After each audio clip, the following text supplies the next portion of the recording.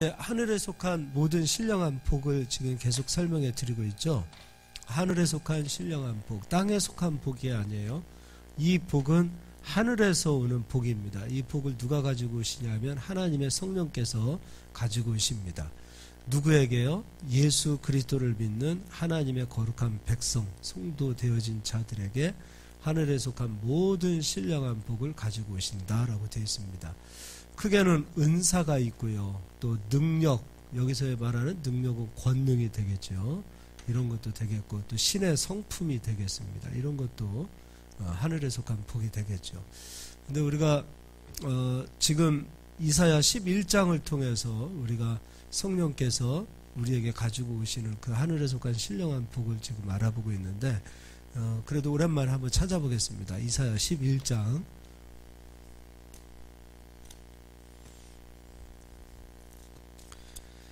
이사야 11장입니다.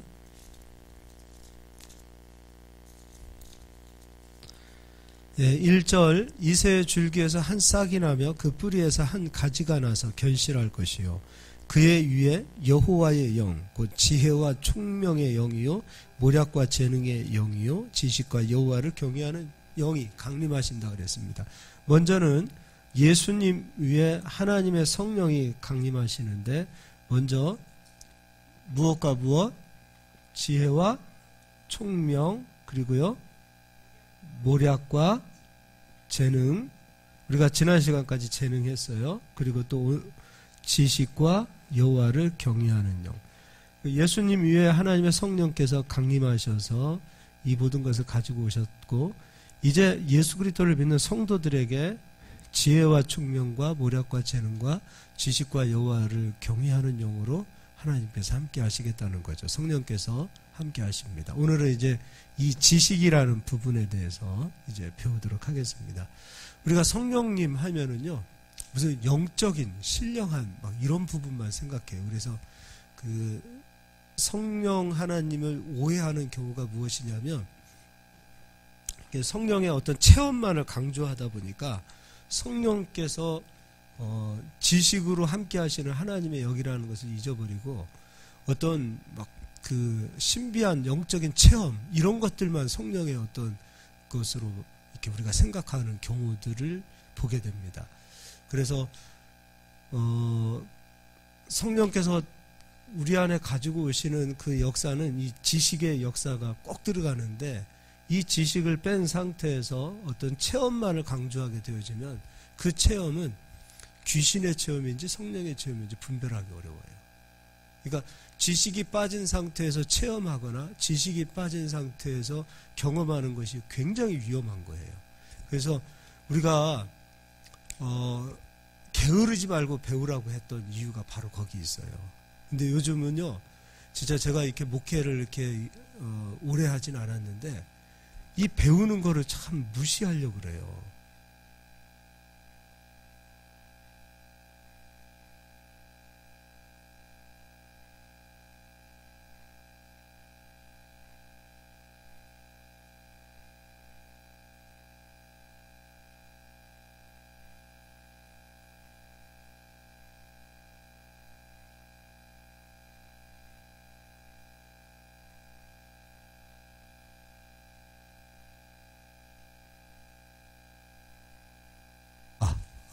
예, 이 배우는 것, 이것이 왜 그렇게 중요하냐면, 지식이 빠진 상태에서 우리가 하나님을 안다, 지식이 빠진 상태에서 그 하나님께 어떤 응답을 받는다, 지식이 빠진 상태에서 우리가 신앙생활을 하게 되면 하나님과 상관없는 신앙생활을 할 수밖에 없어요.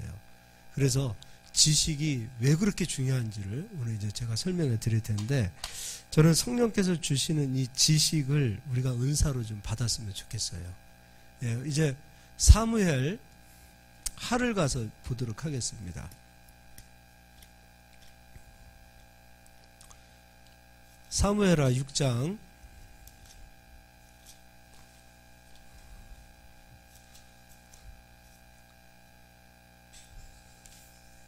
사무엘하 6장. 자, 1절 읽겠습니다. 다윗이 이스라엘에서 뽑은 무리 3만 명을 다시 모으고 다윗이 이스라엘 백성 가운데 무리 3만 명을 뽑았던 이유는 무엇이냐면 이 법궤 자체를 이제 다윗성으로 옮기고자 하는 그런 마음을 다윗이 가졌습니다. 몇 명을 모았냐면 3만 명을 모았습니다. 많은 무리의 숫자입니다. 근데 이들은요, 하나님을 다 믿고 경외하고 사랑하는 사람들이었어요. 여기다가 이들이 하나님을 모르는 사람들이 아니에요. 하나님을 사랑하는 사람들, 그리고 하나님을 찬송하는 사람들, 그리고 열정이 있죠. 어마어마한 사람들이 모였습니다. 3만 명이 모였다.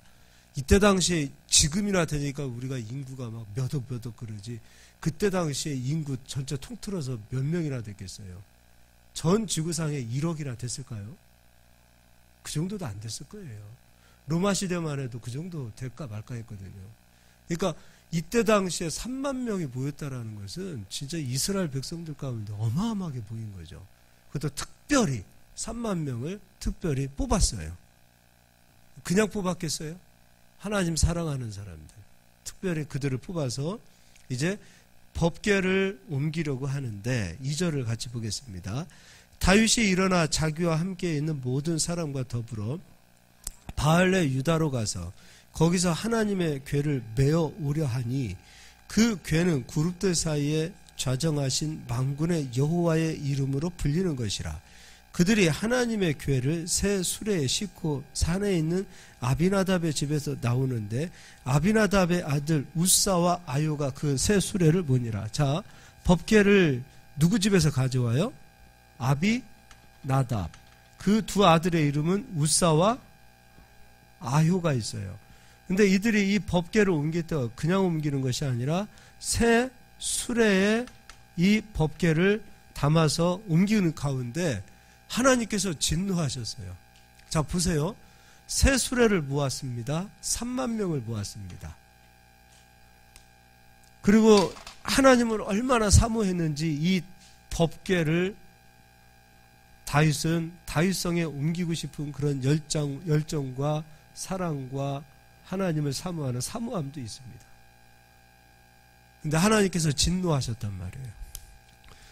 4절, 그들이 산에 있는 아비나답의 집에서 하나님의 궤를 싣고 나올 때에 아효는 궤 앞에서 가고 다윗과 이스라엘 온 족속은 잣나무로 만든 여러 가지 악기와 수금과 비파와 소고와 양금과 제금으로 여호와 앞에서 연주하더라. 지금 다윗과 함께 3만 명을 특별히 뽑았던 이유는 무엇 하려고 했냐면 하나님을 찬송하려고. 얼마나 뜨겁습니까? 3만 명이 모여서 하나님을 찬송했다고 생각해 보세요. 그것도 특별히 뽑은 사람들. 그들이 모여서 하나님을 찬송합니다. 여러 가지 악기로 찬송합니다. 다윗은 하나님을 너무 사모합니다. 그런데도 하나님은 이곳 가운데서 응답하시고 그들의 어떤 이 열정과 찬송, 이 모든 것을 받지 않고 하나님은 진노하셨단 말이에요. 엄청 화를 내신단 말이에요. 이제 읽어보도록 할게요. 6절, 그들이 나곤의 타작마당에 이르러서는 소들이 뛰므로 우사가 손을 들어 하나님의 궤를 붙들었더니 소들이 뛰었어요. 소가 뛰었어요. 자, 여기 새 수레에 법궤를 담았습니다. 새 수레에 법궤를 담았습니다. 앞에는 소들이 끌고 갑니다. 소들이 뛰니까 법궤가 움직이고 우사는 이 법궤를 붙잡았단 말이죠. 근데 하나님께서는 진노하세요. 자, 읽어보도록 하겠습니다. 7절, 여호와 하나님이 우사가 잘못함으로 말미암아 진노하사 그를 그곳에서 치시니 그가 거기 하나님의 궤 곁에서 죽으니라. 자, 우사는 법궤를 붙들음으로 말미암아 우사는 하나님의 진노하심으로 그 자리에서 즉사해서 죽습니다.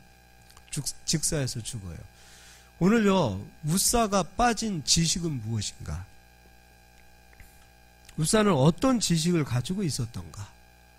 그 우사가 빠진 그 지식의 수렁은 이제 조금 이따 제가 이제 설명을 해드릴게요. 왜 우사는 이 새 수레에 법궤를 담아서 이것을 옮기려고 했던 것인가? 그 우사는요, 어떤 지식으로 인하여 죽게 되어지는데 그 지식은 새 수레에 법궤를 담은 지식이란 말이죠. 그럼 이 지식은 그냥 생긴 지식인가? 이제 그것도 이제 조금 이따 찾아보도록 하자고요. 자, 8절입니다. 여호와께서 우사를 치심으로 다윗이 분하여 그곳을 베레스 우사라 부르니 그 이름이 오늘까지 이르니라. 다윗이 그날에 여호와를 두려워하여 이르되 여호와의 궤가 어찌 내게로 오리오 하고 다윗이 여호와의 궤를 옮겨 다윗성 자기에게로 메어 가기를 즐겨하지 아니하고 가드 사람 오벳 에돔의 집으로 메어 간지라. 여호와의 궤가 가드 사람 오벳 에돔의 집에 석 달을 있었는데 여호와께서 오벳 오돔과 그의 온 집에 복을 주시니라. 어떤 사람은 법궤를 만졌다는 이유로 죽고 어떤 사람은 법궤가 들어온 이유로 복을 받아요. 근데 이제 그럼 우리가 우사라는 사람을 보자고요. 이 우사라는 사람은 이 지금 우사는 어떤 미혹된 자예요. 잘못된 지옥의 그 지식에 미혹된 자인데 이 우사가 이 새 수레에 법궤를 담게 되어진 그 지식은 언제 소유하게 된 것인가? 그걸 한번 찾아보도록 하겠습니다. 사무엘상 6장입니다.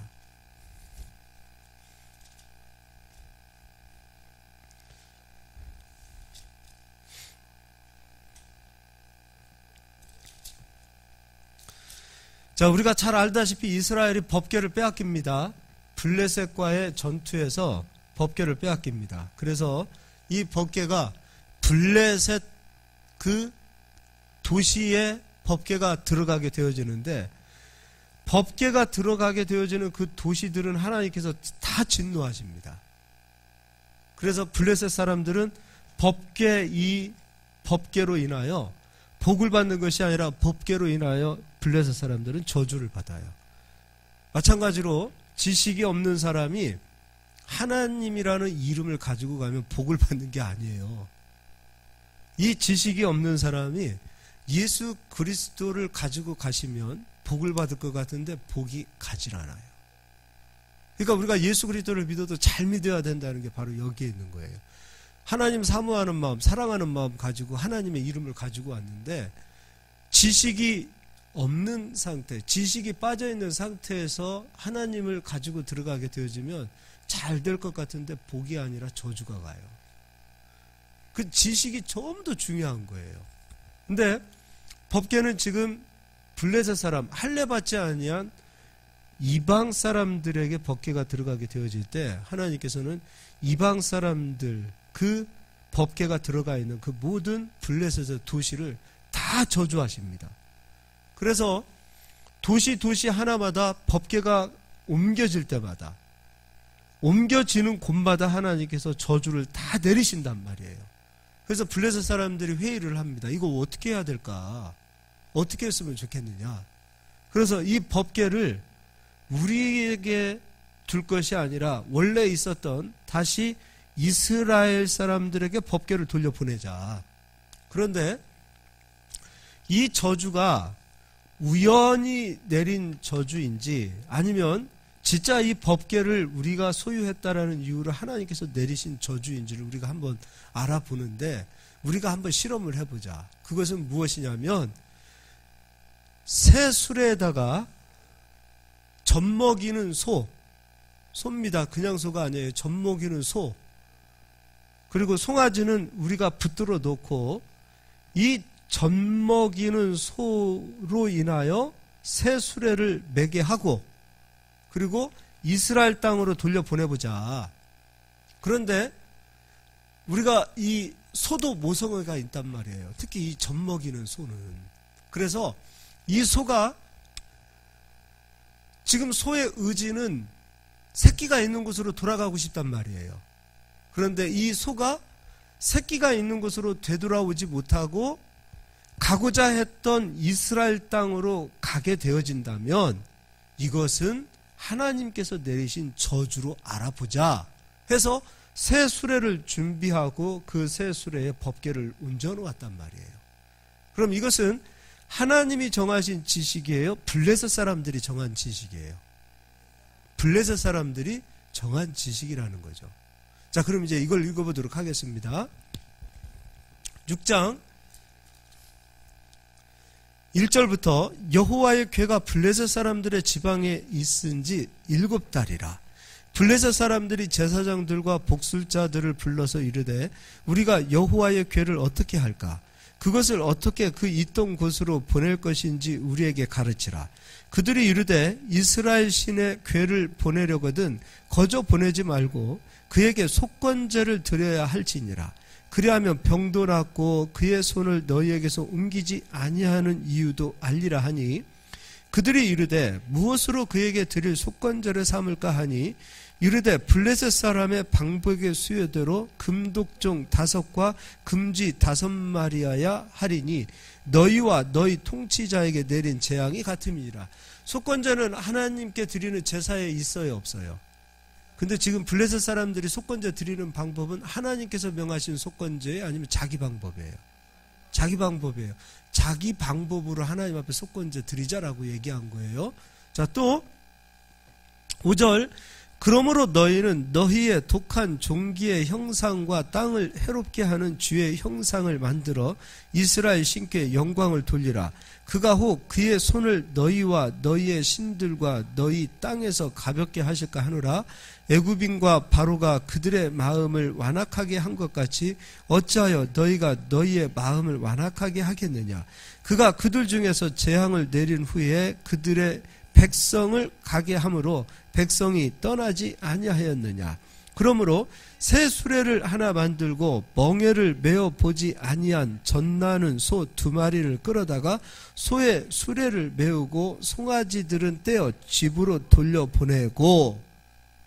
그러니까 새 수레를 만들고 젖나는 소 2마리 그리고 송아지들은 떼어 집으로 돌려보내자 이거예요. 그러면 모성애가 있는, 모성애라고 해야 되나, 소도? 어쨌든 모성애가 있는 소도 자기 새끼를 두고 가는 것이 소의 의지는 아니란 말이에요. 어미라면 당연히 새끼가 있는 곳으로 마음을 돌리고 새끼를 두고 떠나지 못하는 그런 마음을 가져야 될 텐데, 이 새 수레를 싣고 가는 이 소들은 좌우로도 치우치지 못하고 이제 벳세메스로 그냥 그대로 올라갑니다.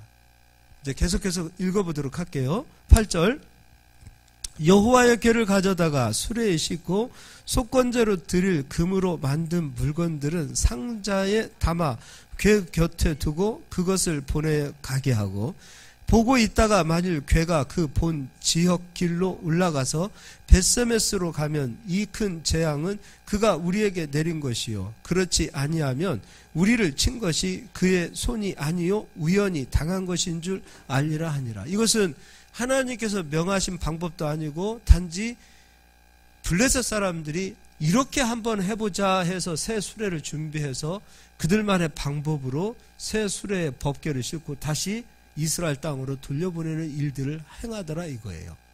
자, 그런데 이제 읽어보도록 하겠습니다. 또 10절 그 사람들이 그같이 하여 젖나는 소 2를 끌어다가 수레에 메우고 송아지들은 집에 가두고 여호와의 궤와 및 금쥐와 그들의 독종의 형상을 담은 상자를 수레 위에 실으니 암소가 벳세메스 길로 바로 행하여 대로로 가며 갈 때에 울고 좌우로 치우치지 아니하였고. 왜 울었을까요?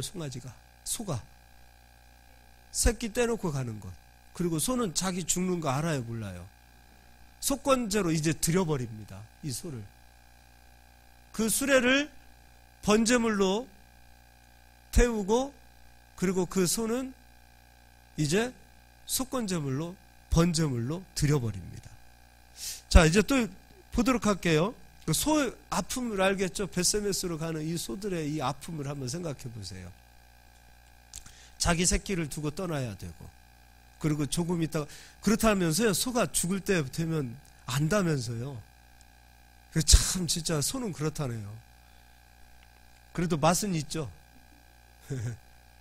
부인할 수 없는 진실이죠. 그러니까 소는 참 너무도 귀중한 동물인 것 같아요. 참.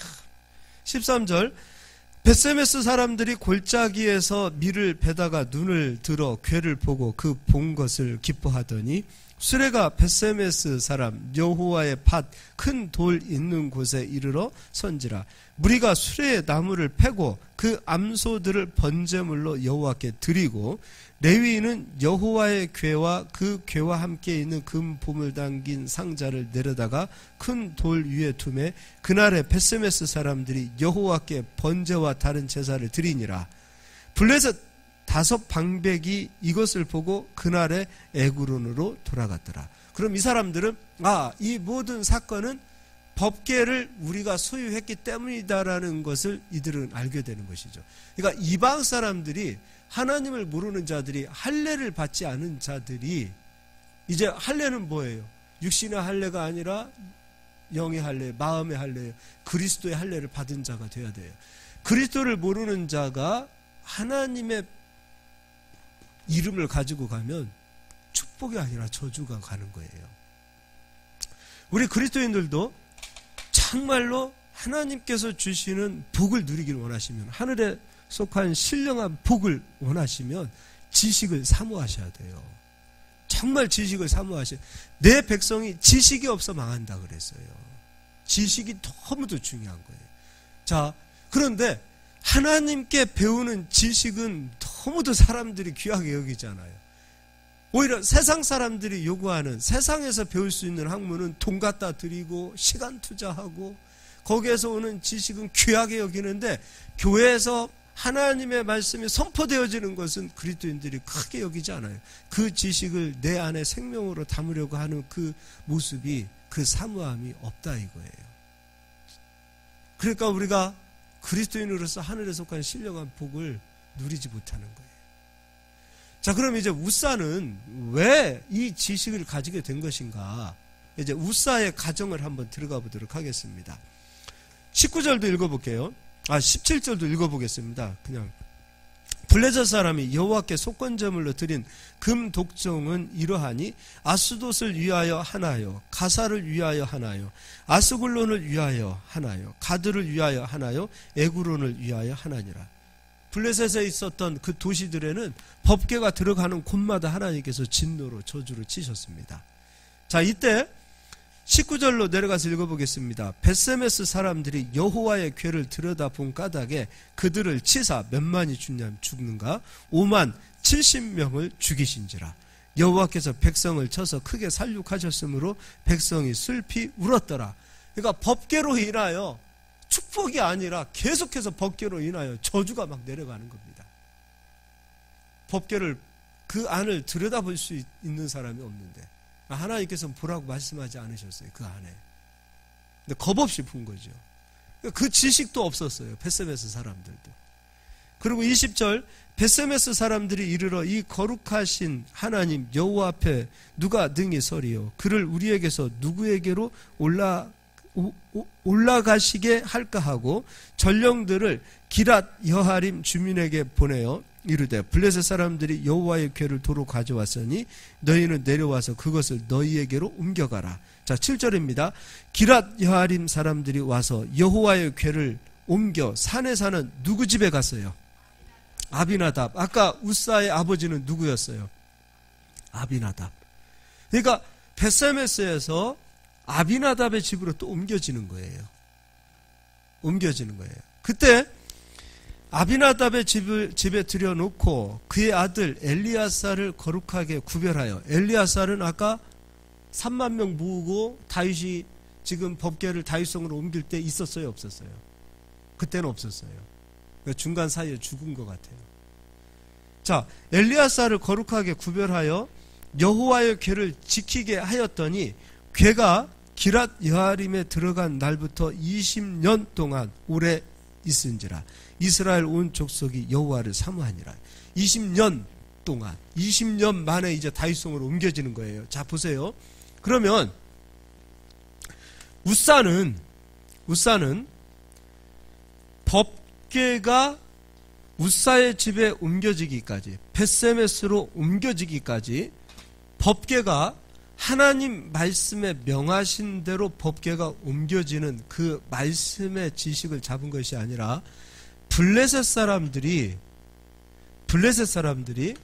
법궤를 새 수레에 실어서 전나는 두 암소에다가 새 수레를 싣고 법궤를 옮기는 블레셋 사람들이 나름대로 정해놓은 블레셋 사람들이 세운 그 지식을 우사는 소유한 자가 되는 거예요. 이해가 되시죠? 하나님께서 명하신 말씀에 의한 지식으로 법궤를 옮기는 것이 아니라 우사는 블레셋 사람들도 안 믿는 사람들도 법궤를 이렇게 해서 새 수레에 실어서 하나님께 이스라엘 땅으로 옮겼을 때 이때는 아무 일도 없었지 않았느냐라는 지식을 우사는 가진 거예요. 이때는 소가 뛰었어요? 안 뛰었어요? 안 뛰었어요. 좌로도 우로도 치우치지 않고 눈물을 흘리면서 벳세메스로 가게 되어지고, 그리고 새 수레의 그 모든 그 나무들을 번제물로 태우고 이 암소들은 번제물이 되어 죽어 주었단 말이에요. 그럼 우사는 이때 새 수레로 법궤를 옮기는 것, 하나님은 이렇게 해도 받아주시는 하나님이시구나라는 그 지식을 소유하게 되어지는데, 그 지식은 하나님께서 명하신 지식이 아니라 믿지 않는, 할례받지 않는 이방 사람들이 세운 그 나름대로의 지식을 가지고 그것을 자기의 지식으로 삼았다라는 것은 이 지식의 함정에 우사가 빠지게 되었다라는 거예요. 이해가 되시죠? 이해가 되시죠?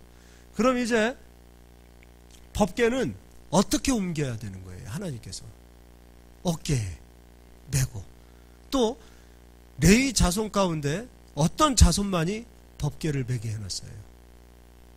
그렇죠. 자, 민수기 가서 보도록 하겠습니다. 민수기 4장.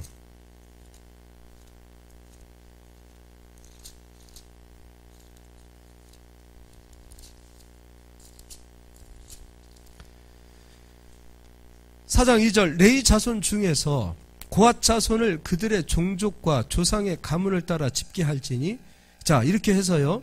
5절, 진영이 전진할 때 아론과 그의 아들들이 들어가서 칸 막는 휘장을 걷어 증거궤를 덮고, 자, 그렇게 해서 15절, 진영을 떠날 때 아론과 그의 아들들이 성소와 성소의 모든 기구 덮는 일을 마치거든 고앗 자손들이 와서 맬 것이니라. 그러나 성물은 만지지 말라. 그들이 죽으리라. 회막 물건 중에서 이것들은 고앗 자손이 맬 것이며. 그러면 다윗은 하나님의 법궤를 사모했는데 우사가 가지고 있었던 지식으로 인하여 하나님은 진노하셨어요. 그리고 하나님께서 이 우사가 소유한 지식을 기뻐하시지 않는다는 이유를 알고 다시 법궤를 옮기게 되어질 때는 우사의 지식을 잡아야 돼요? 하나님께서 처음부터 명하신 하나님이 주신 지식 말씀을 잡아야 돼요. 그렇죠? 그러니까 아까 제가 이거 설명한 거예요. 3만 명, 막 사모함, 열정, 뜨거움. 그러니까 우리가 성령의 역사를 이거로만 생각하는 거예요. 성령의 역사를 막 뜨겁게 기도하고, 막 사모하고, 사랑하고, 막 열정을 가지고, 이거로만 성령의 역사를 우리가 가지고 있단 말이에요. 그러나 지식이 빠진 상태에서 열정, 지식이 빠진 상태에서 하나님 사모하고 사랑하는 이 모든 것들이 오히려 복을 당기는 것이 아니라 진노를 당기는 역사가 나타나는 거예요. 그러니까 이거는 여러분이 머릿속에 완전히 새겨놓으시길 바랍니다. 이 하나님 말씀의 지식이 아닌 다른 것으로 하나님을 사모하면 사모하고 사랑하면 사랑할수록 복이 아니라 진노를 당긴다. 무슨 얘기인지 이해가 되시죠? 이거 중요한 거예요. 진짜 중요한 거예요. 그러니까 목사님이 그냥 농담이라 하고 속없이 그렇게 살죠. 사는데 말씀을 하나하나 이렇게 보고 나면 막 속이 터질 때가 많아요. 진짜로.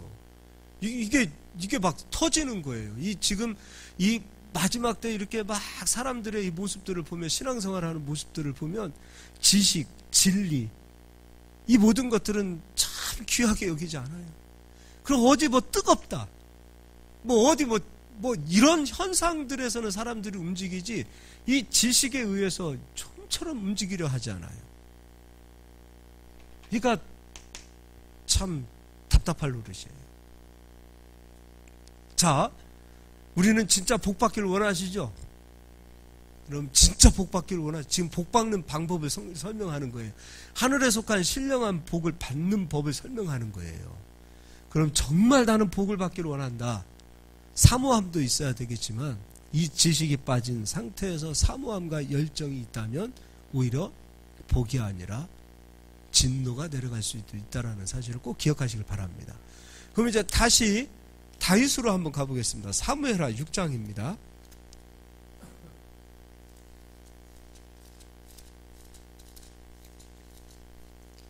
사무엘하 6장. 그렇다면 이제 다윗은 어떻게 법궤를 옮겨야 하는가? 12절 다 같이 함께 읽겠습니다. 어떤 사람이 다윗 왕에게 아뢰어 이르되 여호와께서 하나님의 궤로 말미암아 오벳 에돔의 집과 그의 모든 소유에 복을 주셨다 한지라. 다윗이 가서 하나님의 궤를 기쁨으로 어떻게 하고 와요?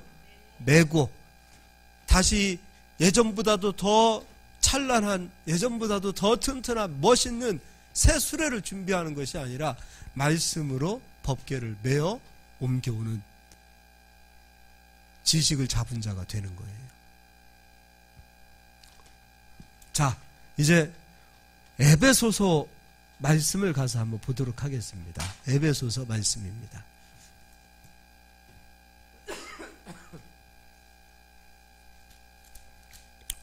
에베소서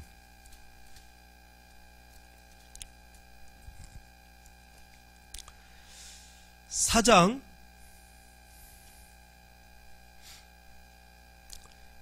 11절. 그가 어떤 사람은 사도로, 어떤 사람은 선지자로, 어떤 사람은 복음 전하는 자로, 어떤 사람은 목사와 교사로 삼으셨으니 이는 성도를 온전하게 하며 봉사의 일을 하게 하며 그리스도의 몸을 세우려 하심이라. 자, 다 거두절미하고 목사, 교사를 세우셨다. 다 누구냐면 하나님의 말씀을 증거하고 전하는 자들이에요. 이유는 무엇인가? 성도를 온전하게 하시겠다. 성도를 온전하게 하기 위하여 목사를 세워 하나님의 말씀을 가르치게 했다. 그 말입니다. 사도도 선지자도 복음 전하는 자도 목사와 교사도 다 하나님의 말씀을 증거하는 자들이에요.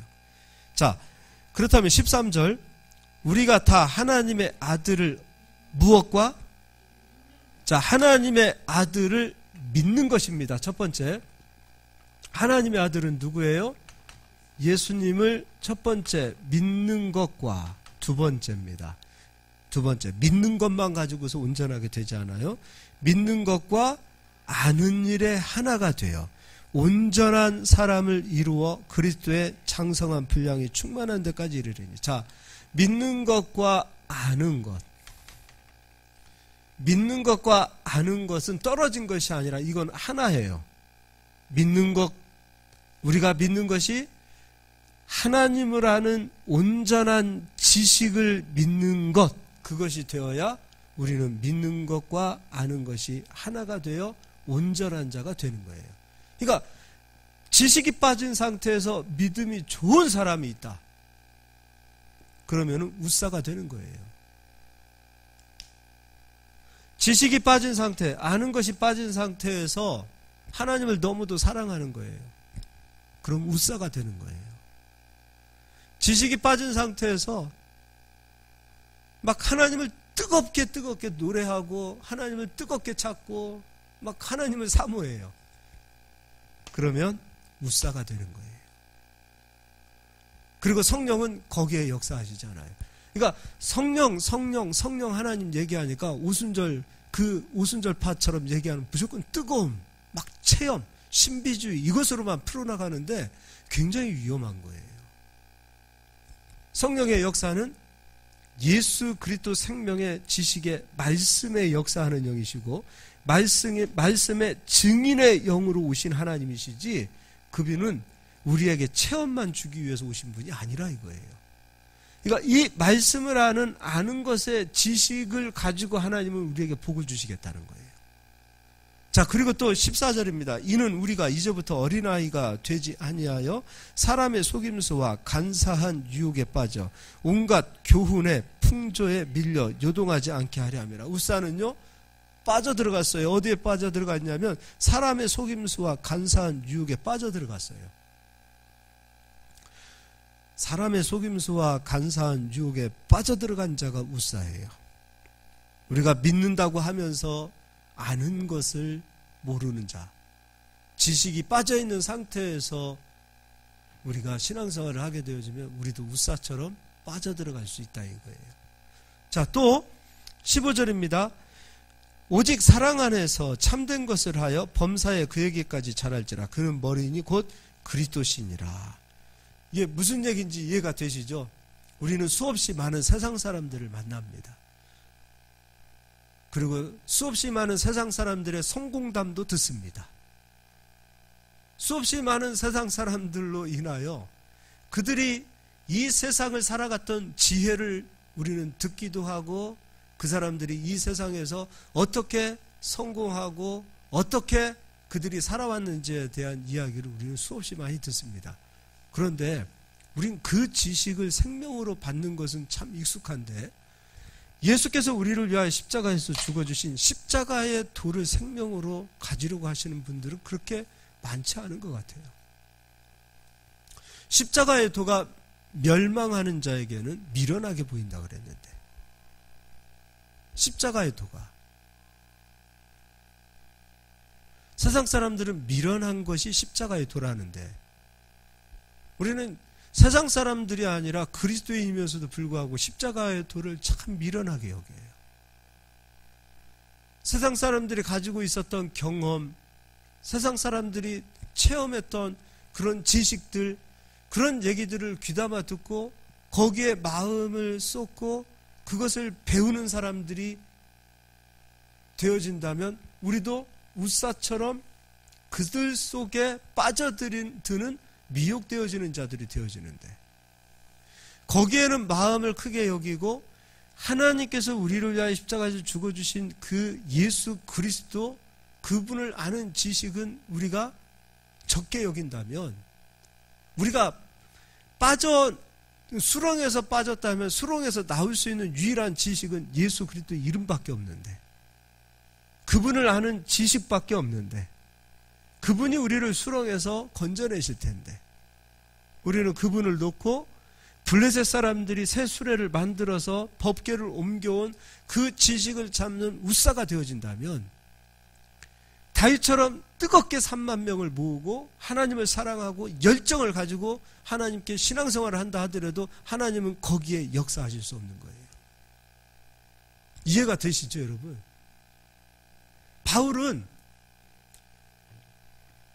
나는 그리스도를 얻기 위하여 내가 알고 있는 이 모든 세상 지식을 배설물로 여긴다 그랬어요. 배설물로 여긴다는 거예요.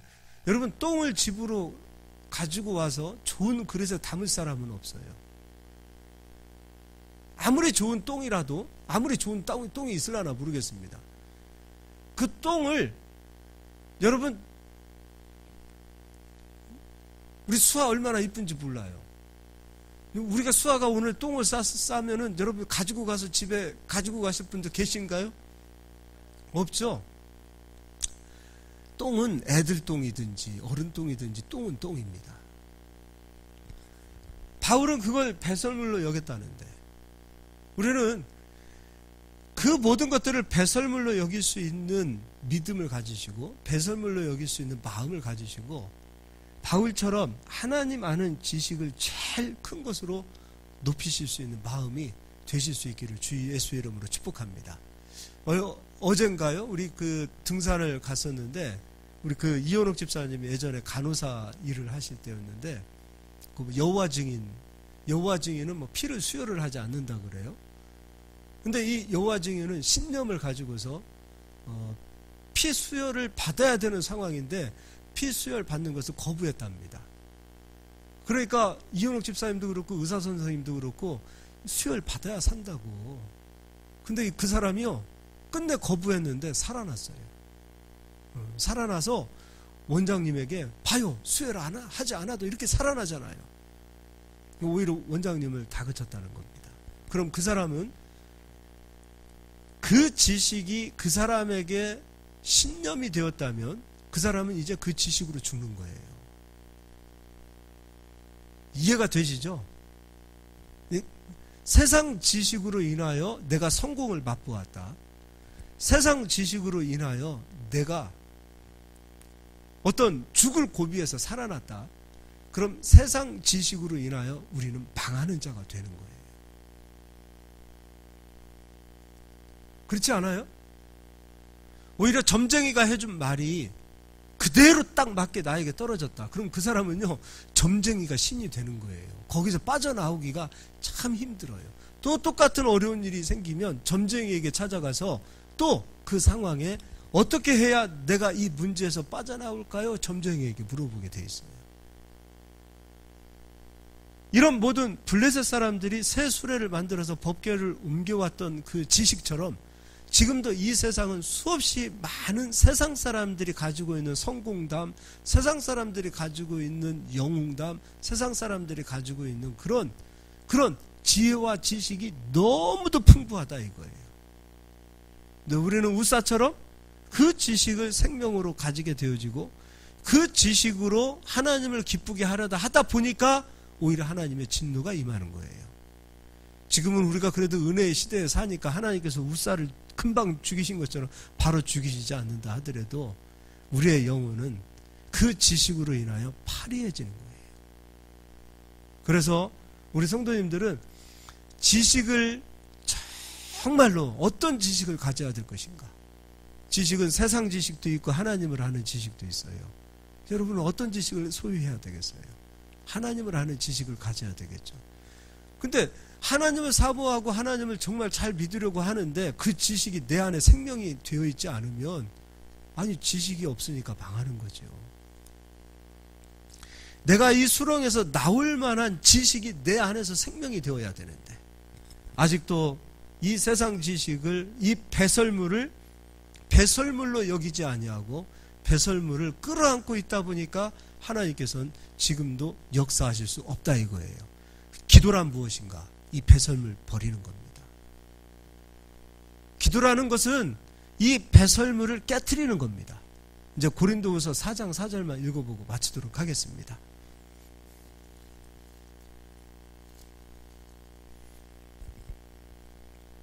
(4장 4절입니다) 그 중에 이 세상 신이 믿지 아니하는 자들의 마음을 혼미하게 하여 그리스도의 영광의 복음의 광채가 비치지 못하게 함이니 그리스도는 누구의 형상임이니라? 이 세상 신은 무엇한다는 거예요? 마음을 혼미하게 하여. 마음을 혼미하게 하여. 10장도 읽어보도록 하겠습니다. 하나님을 아는 지식을 막는다 이거예요. 이 세상 신이.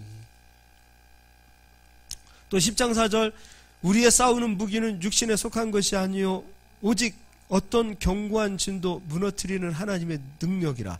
모든 이론을 무너뜨리며 하나님 아는 것을 대적하여 높아진 것을 다 무너뜨리고 모든 생각을 사로잡아 그리스도에게 복종하게 하니. 이게 기도예요. 기도라는 것은 하나님보다도 높아진 지식, 그것을 견고한 진을 깨트리는 거예요. 배설물을 배설물로 여기는 거예요.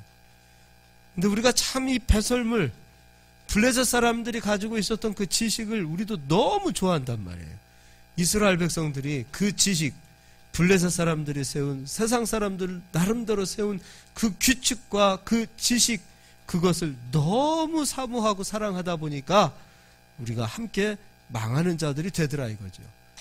우리는 그런 망하는 자리가 아니라 하늘에 속한 신령한 복을 받을 수 있는 그런 은혜의 자리로 들어오실 수 있기를 주 예수의 이름으로 축복합니다.